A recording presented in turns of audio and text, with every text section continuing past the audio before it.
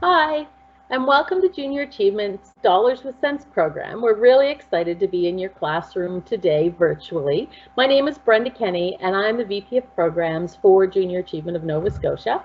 And you've been working on a program called Dollars with Sense. And Dollars with Sense is all about financial literacy. But one thing that I want to talk to you about today are credit scores and credit ratings, and they're not in your workbook. But they're really important pieces of putting together a good financial plan for life. So what is a credit score? Well, I want to just share my screen with you for a second, just to go over a little bit of information on these things. The credit score is really a numerical value given by lenders to determine your credit worthiness or your ability to handle debt. The higher your score, the more attractive you are as a customer, a credit customer.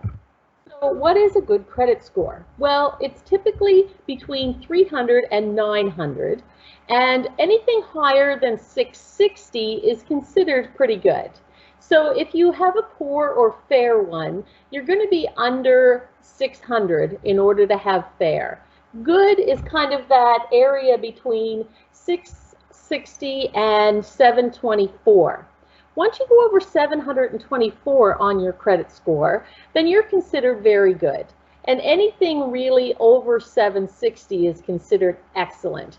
Now, different lenders look at this a little bit differently. Some people think that in order to have excellent credit, you need to have over 800 for your credit score. But these are just kind of general ranges. So why are credit scores important? Well, a lot of different places use your credit score to determine if you're going to be able to get credit.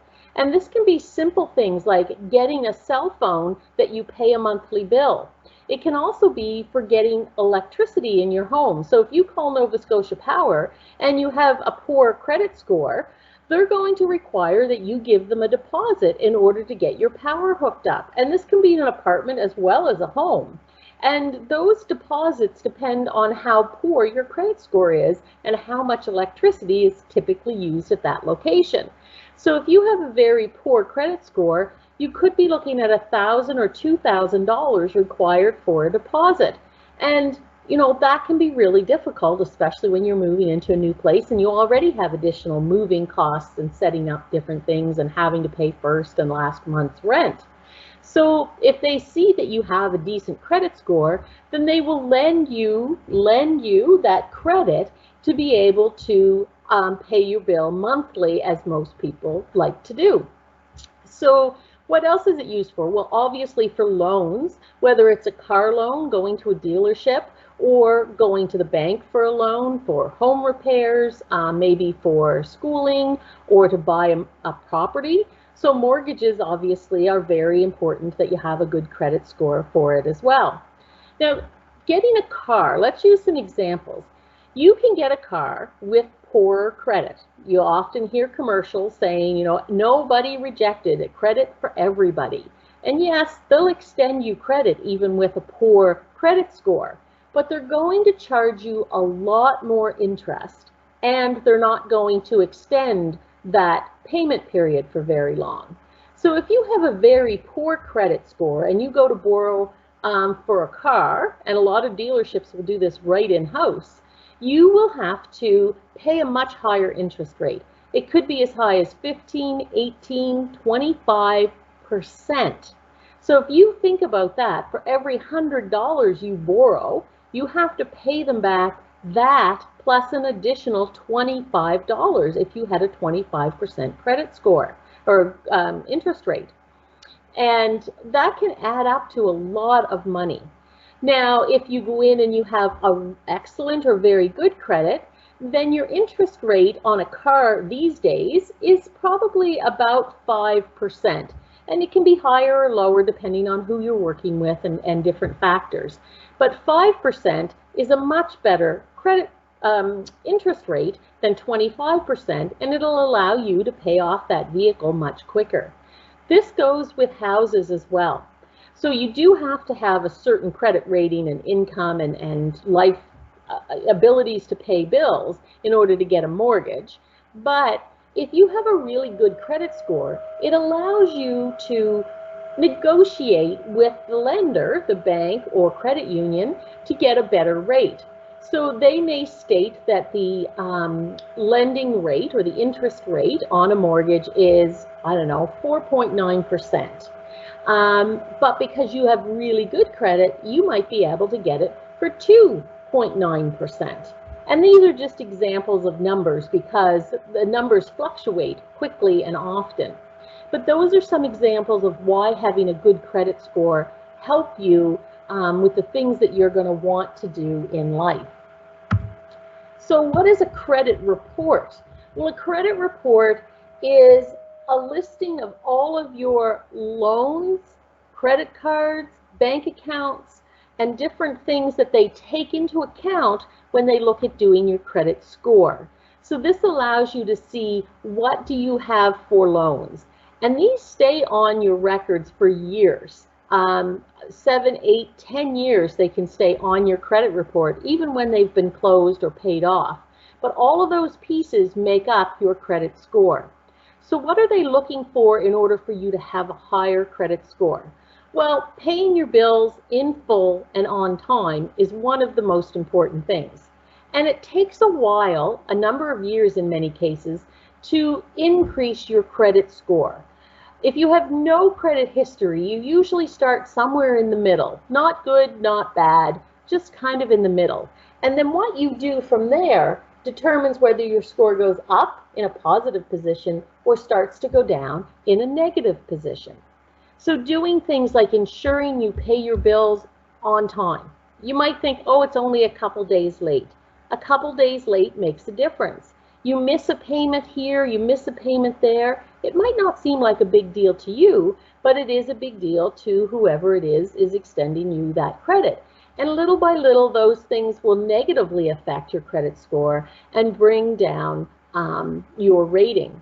So it's an important piece to maintain and watch your credit scores. So how do you check that? Many of you probably don't have a credit rating or score at this point. You probably don't have any loans. You may have a cell phone perhaps that may or may not be in your parents' name or co-paid by your parents, or it's in their name but you pay them for it. So you're not yet developing your own credit history. So history is how have you been using credit in the past number of years.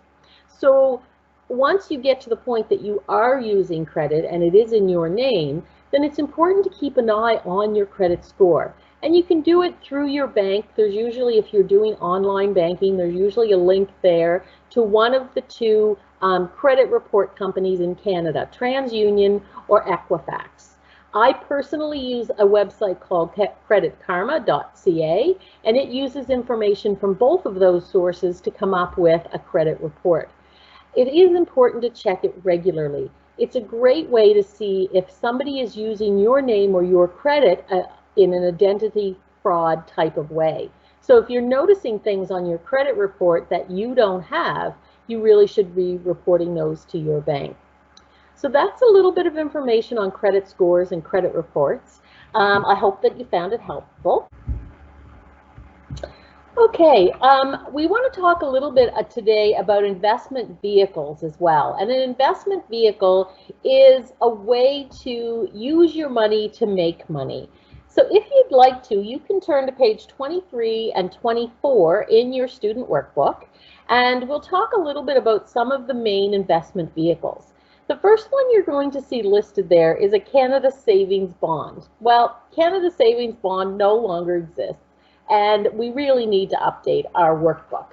So an investment bond was an exceptionally safe way to keep your money safe and earn a little bit of interest. The interest rate was rather low, but you never had to worry about losing your initial investment.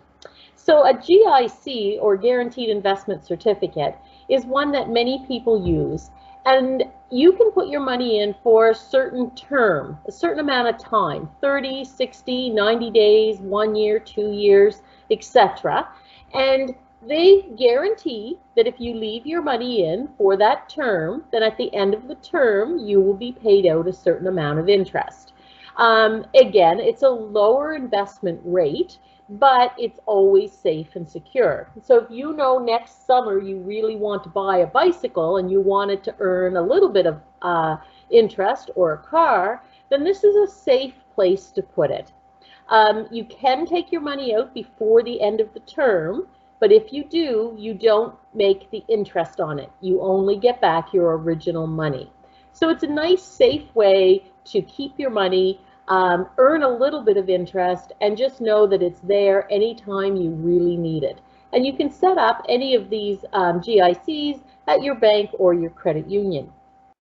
Mutual funds are the next kind of level of risk that you can have within investments. So a mutual fund is, think of it as a basket. It's like a basket full of all kinds of different types of stocks, bonds, and investments. So what is a stock? I guess we should talk about that first. So a stock is basically a part ownership of a company. So companies trade their stocks and shares on the stock market, and if you buy those particular stocks, you own just a little bit of that company.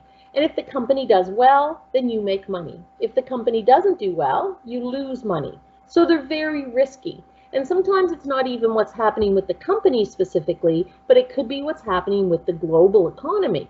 So obviously when COVID hit, the stock market suffered greatly. Everything dropped in price. And a lot of people lost a lot of money. You know, it's not real money if you look at it that way. It's just the money in the stock market, and it's not real money until you withdraw it. But a lot of people, stocks went way down. And so a stock is a very, very risky type of investment. So a lot of people saw that the stocks had gone way down and took a risk and bought when things were really low last spring, when COVID was first kind of introduced. And so now the stock market is recovering as we're figuring out as a global community how to manage COVID, and now that the vaccines are out and starting to be distributed, the stock market as a whole is going up again. So people are starting to make back money. But stocks can be very, very risky. And you have to be willing to lose money if you're going to put money into stocks and the stock market. So a mutual fund allows you to diversify that a little bit. So instead of putting all your money into one or two or three companies, it puts it into hundreds of different types of companies. And so if one is doing really well, but one's doing poorly, it balances it out. And so while it definitely has risk, it has less risk than buying an actual stock. A lot of people use mutual funds for long-term savings, for things like retirement plans. And so that's a way to diversify, not have as big a risk, but still have some risk that is going to hopefully lead to some reward. The key with mutual funds is to leave them there long-term. So over time, they generally go up and up and up and up, usually 5 to 8% a year for most mutual funds, and they just little by little continue to grow each year.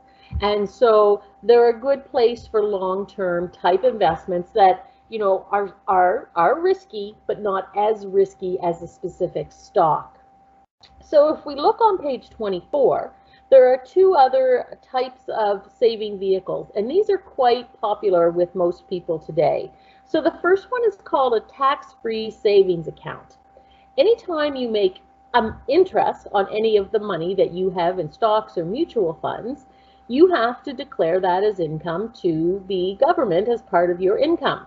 So if you have money in a tax-free savings account, you don't have to pay tax on that money that you earn. And there's a limit as to how much you could put in each year. So it's not like you can dump all your money into a tax-free savings account. But the government wanted to encourage people to put money away for a rainy day and to be a little bit more financially viable if something did happen in your life. So the money that is in your tax-free savings account can be placed into stocks or stock market or mutual funds or a GIC to earn the interest, But because it's within your tax-free savings account, you don't have to pay any income on that interest. It's going to be a great way to keep your money and not have to pay taxes on the interest. A lot of people like to do this, but as I said, it is limited as to how much you can put in it each year.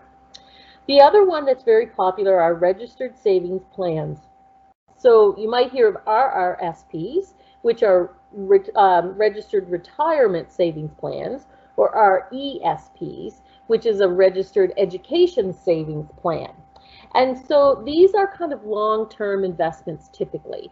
A lot of parents may start an RESP, or grandparents may start an RESP when a baby is born. So they've got, 15, 18 years to save for education. With the RESP, the government will match a portion each year that is then paid out when the student goes, or the child goes to university or college, so some sort of post-secondary. The money that you put in an RESP is never lost if you decide not to go to university. You still get your original money and any interest it's earned, but you don't get any of the government matching pieces that they put in through the life of that RESP. An RRSP is really something that people put away for retirement. And the benefit of an RRSP is that when you're putting money in during your working years, and again, there's a limit as to how much you can put in each year, you get to deduct that amount from your taxable income so that you lower your taxable income for the year and probably pay a lower tax rate.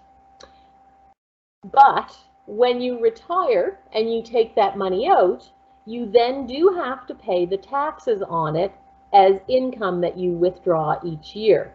It's protected, the interest is protected while you're savings for retirement. You don't have to pay, much like your tax-free savings account, you don't have to pay interest, you don't have to pay income tax on the interest while it's there. But as you take it out, you do. The idea, of course, is that when you retire, you're in a lower tax bracket, so you're paying less tax on it than you would have been not putting it away. So those are a couple of different types of investment vehicles. There's no right or wrong as to which one you put your money in. It all really depends on what that money is going to be for and how comfortable you are with the amount of risk that's involved in each of the different types of investment vehicles. And I think for many people, having some of each is probably the best way. For me, for instance, I do have an RRSP. I do have a tax-free savings account. Most of mine is in mutual funds because I'm not a super big risk taker, but I do have a little bit in certain stocks that is kind of fun to watch, research the companies, and play with just a little bit.